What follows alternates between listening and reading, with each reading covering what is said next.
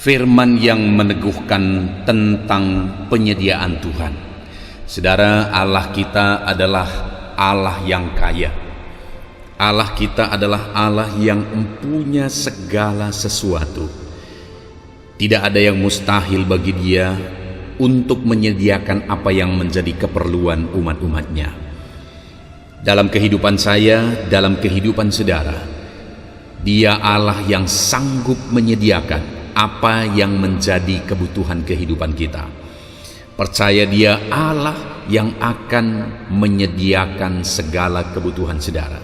Yang menjadi bagian kita adalah kita harus memahami firman Tuhan, kita mengimani tentang penyediaan Tuhan di dalam kehidupan kita.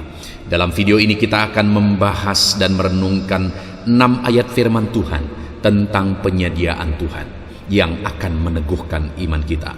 Yang pertama, 2 Korintus pasal 9 ayat yang ke-10, demikian firman Tuhan. Ia yang menyediakan benih bagi penabur dan roti untuk dimakan. Ia juga yang akan menyediakan benih bagi kamu dan melipat gandakannya dan menumbuhkan buah-buah kebenaranmu. Saudara, di dalam ayat ini firman Allah menegaskan bahwa bagi orang-orang yang akan menuai, Dia Allah yang menyediakan benih untuk ditabur, dan kemudian dari sana maka orang tersebut akan memakan roti. Jadi maksudnya saudara, bahwa Allah itu menyediakan mulai dari kita menabur sampai berbuah, sampai kita menuai. Maka Tuhan ikut campur tangan dalam semua proses itu. Allah menyediakan segala sesuatu yang kita butuhkan dalam semua proses kehidupan kita. Ya, seringkali mungkin tidak sesuai dengan pikiran kita, saudara. Tidak sesuai dengan keinginan kita. Karena seringkali kita ingin begini, kita berpikir harus begini, seharusnya begitu.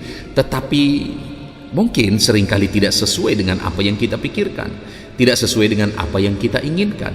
Tetapi yang pasti adalah bahwa Tuhan itu Allah yang menyediakan. Dia menyediakan benih untuk ditabur, dan Dia Allah yang bekerja dalam proses benih itu tumbuh, bahkan sampai benih itu berbuah, bertumbuh berbuah dan menghasilkan buah untuk bisa dinikmati. Ia menyediakan benih untuk ditabur dan roti untuk dimakan.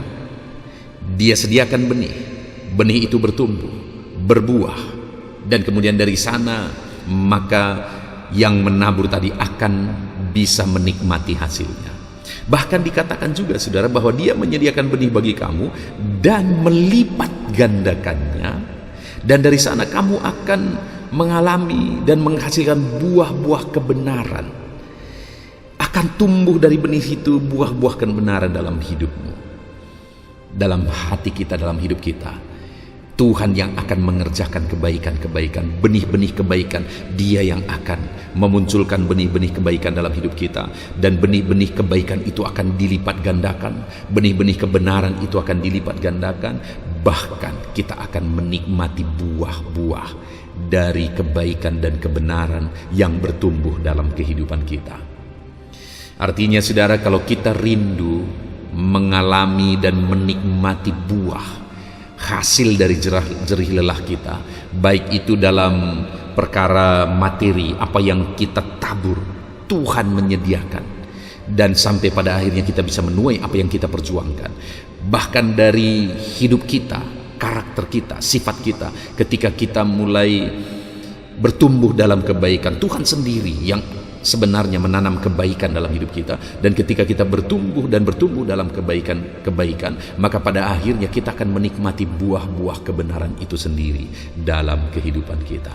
Tuhan sediakan benih-benih, dan Dia proses benih itu sehingga bertumbuh, dan kita akan menikmati benih-benih yang disediakan Tuhan untuk ditabur dalam kehidupan kita.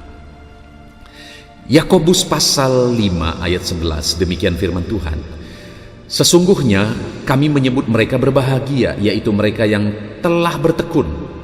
Kamu telah mendengar tentang ketekunan Ayub, dan kamu telah tahu apa yang pada akhirnya disediakan Tuhan baginya. Dan Tuhan Maha Penyayang dan penuh belas kasihan. Saudara, hal yang ditegaskan juga di sini oleh firman Tuhan adalah tentang ketekunan, di mana diberi contoh dalam kehidupan Ayub, bagaimana Ayub mengalami penyediaan Tuhan. Dan penyediaan Tuhan itu dialami oleh Daud karena dia tekun. Jadi di ayat kedua ini, supaya kita mengalami penyediaan dari Tuhan, kita dicukupkan, bahkan berkelimpahan. Tuhan sediakan berkecukupan, Tuhan sediakan sampai berkelimpahan. Tuhan mau kita belajar dari kehidupan Ayub, di mana Ayub sekalipun begitu berat prosesnya, sekalipun begitu sulit prosesnya, tetapi Ayub menjalani semua, menghadapi semua dengan penuh ketekunan. Dan oleh karena ketekunan Ayub, maka Tuhan menyediakan baginya. Tuhan melipat gandakan baginya. Saudara, dalam kehidupan kita, dari Yakobus ini kita belajar bahwa kalau kita rindu mengalami Tuhan menyediakan, Tuhan melipat gandakan, maka hal yang Tuhan mau adalah kita tetap tekun dalam semua proses yang kita alami. Belajarlah dari ketekunan Ayub. Bukankah begitu besar masalah yang dihadapi oleh Ayub secara bertubi-tubi, sampai istri Ayub saja sudah menyerah. Dan bagi Ayub sendiri, bukankah itu begitu berat? Semua hartanya lenyap, semua anaknya bahkan lenyap, dan kemudian dia ditimpa oleh penyakit. Di sanalah istri Ayub sudah mulai tidak tahan, dan dia akhirnya meninggalkan Ayub.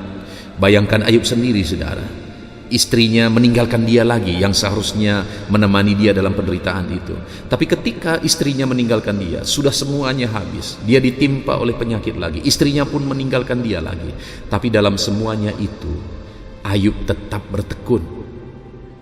Dan ketekunannya itu diperhitungkan oleh Tuhan, sehingga Tuhan melipat gandakan, Tuhan menyediakan, bahkan melimpahkannya bagi Ayub. Mari saudara, sekalipun berat beban hidupmu, sekalipun sulit perjalanan hidupmu, tetap tekun. Tekunlah menjalani semuanya dalam kebenaran Tuhan. Jangan pernah menjauh dari Tuhan, jangan pernah meninggalkan Tuhan. Tetap tekunlah dalam imanmu seperti Ayub ini, dan pada akhirnya dia mengalami penyediaan dari Tuhan. Ayat yang ketiga, saudara, adalah dari Kejadian pasal 22 ayat yang ke-14. Demikian firman Tuhan. Dan Abraham menamai tempat itu Tuhan menyediakan. Sebab itu sampai sekarang dikatakan orang, di atas gunung Tuhan akan disediakan. Saudara, ini kisah tentang Abraham mempersembahkan Ishak, di mana pada waktu itu Tuhan mau supaya Abraham mempersembahkan Ishak. Dan Tuhan lakukan itu, tuntut itu dari Abraham sebenarnya untuk menguji iman Abraham. Tetapi ketika iman Abraham benar-benar teruji, Tuhan bilang bahwa Abraham, jangan bunuh anak itu, karena aku sudah melihat imanmu. Lalu kemudian Abraham mengalami sesuatu yang sangat luar biasa, di mana Tuhan lakukan mujizat penyediaan. Di sanalah muncul pertama sekali nama Jehovah Jireh, Allah menyediakan. Kenapa itu terjadi, saudara? Karena iman Abraham teruji, sehingga Ishak tidak perlu dipersembahkan, tetapi Tuhan sediakan persembahan yang akan menjadi pengganti Ishak. Ada domba yang tersangkut di sana, dan akhirnya itulah yang menjadi pengganti Ishak, sehingga Ishak tidak perlu dipersembahkan, karena memang iman Abraham sudah teruji. Artinya, saudara, untuk mengalami penyediaan Tuhan, maka satu hal yang kita bisa belajar dari Abraham adalah kita harus membuktikan bahwa iman kita bisa diuji. Proses yang kita hadapi, kita harus hadapi dengan benar, dan kita harus menang atas semua proses itu. Atas proses yang sedang saudara hadapi dalam kehidupan saudara saat ini, hadapilah semuanya sesuai dengan kehendak Tuhan, dan pastikan saudara menang dalam proses itu, dan pastikan iman saudara tetap kuat dalam semuanya itu. Imanmu teruji, maka Tuhan akan menyediakan bagimu. Ayat selanjutnya saudara adalah dari Yesaya pasal 26 ayat 12. Demikian firman Tuhan. Ya Tuhan, Engkau akan menyediakan damai sejahtera bagi kami, sebab segala sesuatu yang kami kerjakan, Engkaulah yang melakukannya bagi kami.